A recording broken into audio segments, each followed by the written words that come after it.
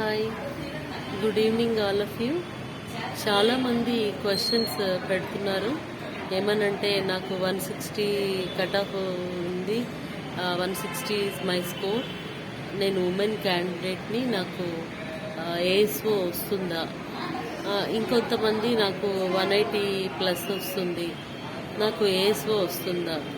No doubt, ASO is a post that you can work so peacefully in secretariat.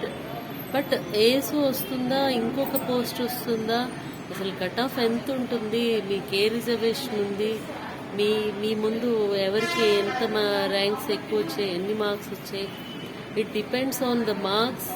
అది మనము predict చేయలేము. Cut off అనేది general కేటగిరీకి సుమారు ఆఫ్టర్ రిలీజింగ్ ఆఫ్కి కట్ ఆఫ్ అనేది 175 ±5 అని చెప్తున్నారు. మరి ఎందుకంటే పేపర్ ఈజీగా వచ్చింది, మేము పెద్దగా కష్టపడి చదవకపోయినా పేపర్ చాలా ఈజీగా వచ్చిందని చెప్పిన వాళ్ళు సుమారుగా ఒక 40% ఉన్నారు.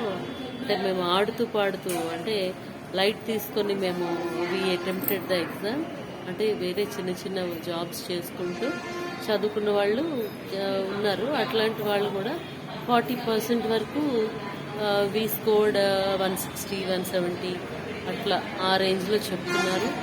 మరి ఇంకా ముఖ్యంగా మిగిలిన వాళ్ళు కష్టపడి చదివి లాస్ట్లో ఈ స్ట్రగుల్స్ ఎప్పుడైతే లాస్ట్ 1 వీక్ ఈ ప్రొటెస్ట్ స్టార్ట్ అయ్యి రోస్టర్ పాయింట్స్ విధానం కోసం మరి ఆలోచించి స్ట్రైక్స్ చేస్తూ ఎగ్జామ్ పోస్ట్పోన్ చేయాలని కోరుకోవడం జరిగిందో, ఆ స్ట్రగుల్లో కొంచెం డిస్టర్బ్ అయిన వాళ్ళందరూ కూడా కష్టపడి చదివినప్పటికీ కూడా దే గాట్ డిస్టర్బ్డ్. అది రెండో కేటగిరీకి మనం చెప్పొచ్చు.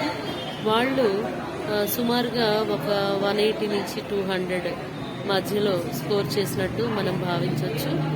అదేవిధంగా కొంతమంది క్యాండిడేట్స్ వచ్చి వి స్కోర్డ్ 220, 256, 243 ఇట్లా కొంతమంది చెప్పడం జరిగింది.